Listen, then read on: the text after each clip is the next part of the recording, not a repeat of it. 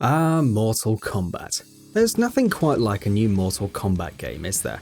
Sure, we get great new fighters almost every year, but there's something special, something different about this series. It's ridiculously over the top, it's stupidly fun, it's awesome is what I'm saying. Mortal Kombat 11 is almost upon us, and we couldn't be more excited.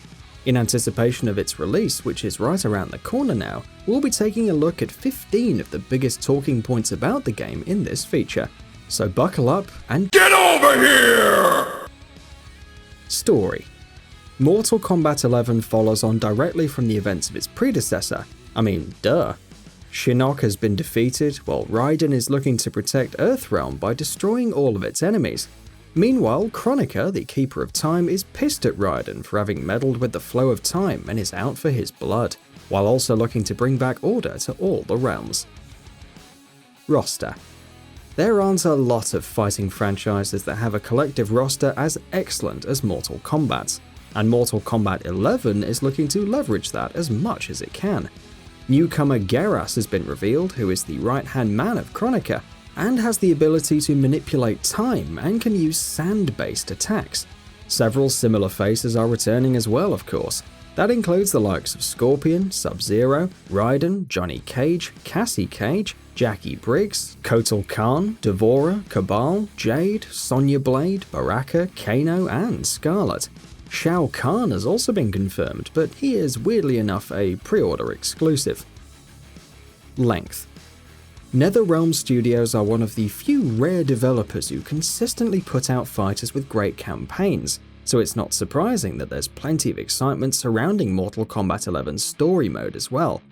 That story mode is going to be roughly 8 hours long, the developers have confirmed, which seems to be in line with how long other recent campaigns in NetherRealm's games have been. New Fatalities.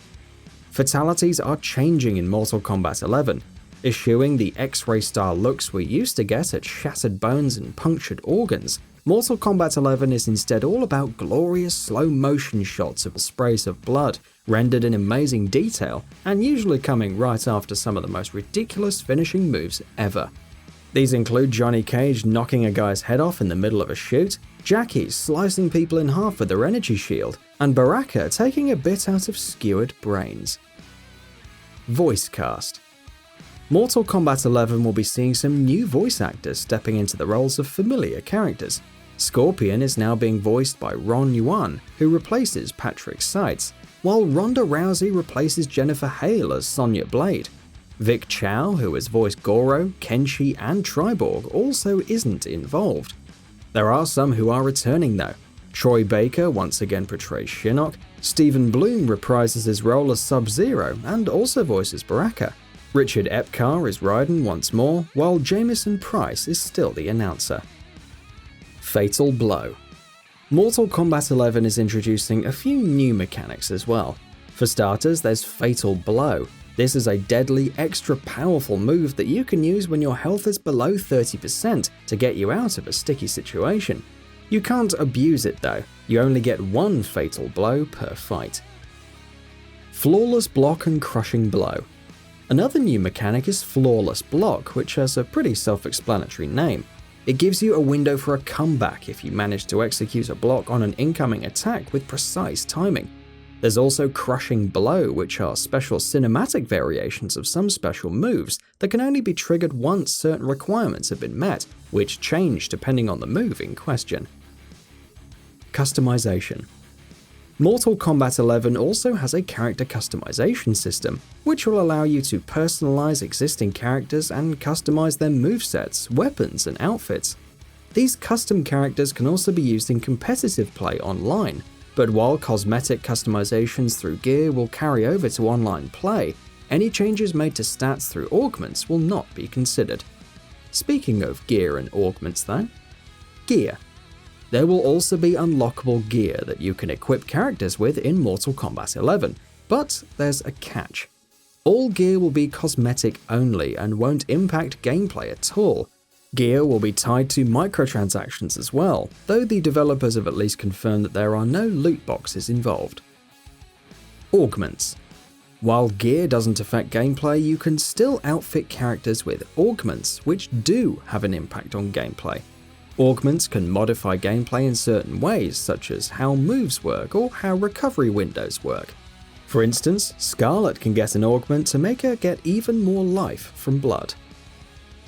Pace.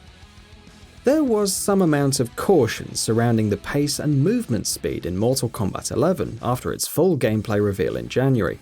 However, since then, the game's pace has been ramped up for its online stress test and beta, and those who got their hands on the game have been quite receptive to the change. In fact, the devs have confirmed that the pace of the final version is going to be even faster. Post-launch support. NetherRealm Studios have plenty of stuff planned for the game by way of post-launch support as well, of course. For starters, there's going to be 6 more characters added to the game's roster as DLC. Meanwhile, the devs also claim there will be some awesome features coming to the game after launch. We have no clue what that means exactly, so we'll just have to wait and see. The engine. Mortal Kombat 11 runs on Unreal Engine 3. Yes, 3, not 4. What's interesting is that it's a custom version of the engine, one that's been heavily, customized by NetherRealm Studios, who claim that at this point their version of UE3 is radically different than Epic's. Interestingly enough, the mobile version of Mortal Kombat 11 is running on Unreal Engine 4. Switch version. NetherRealm Studios surprised quite a few people when they announced that Mortal Kombat 11 would be receiving a day and date Switch launch as well, simultaneously with all the other versions. The game's Switch version is being handled by Shiver Studios, and NetherRealm has claimed that it will be hitting 60 frames per second. To achieve that, they're sacrificing a little bit elsewhere, having confirmed that the Switch version of the fighter will have lower geometry. PC version. NetherRealm Studios has had a spotty track record with optimization as far as the PC versions of their games are concerned, but it seems like they're taking steps to make sure that that doesn't happen with Mortal Kombat 11. The upcoming fighter's PC version is being handled by Polish porthouse Q-Lock. Q-Lock incidentally handled the PC version of Mortal Kombat XL, which was a huge version of the PC version of Mortal Kombat X, while they can also be credited for drastically cleaning up Injustice 2 on the platform. And that wraps it up. If you like what we're doing, please consider subscribing to our channel. We upload new videos daily, so make sure you don't miss them by subscribing. We appreciate your support, and we thank you for checking us out.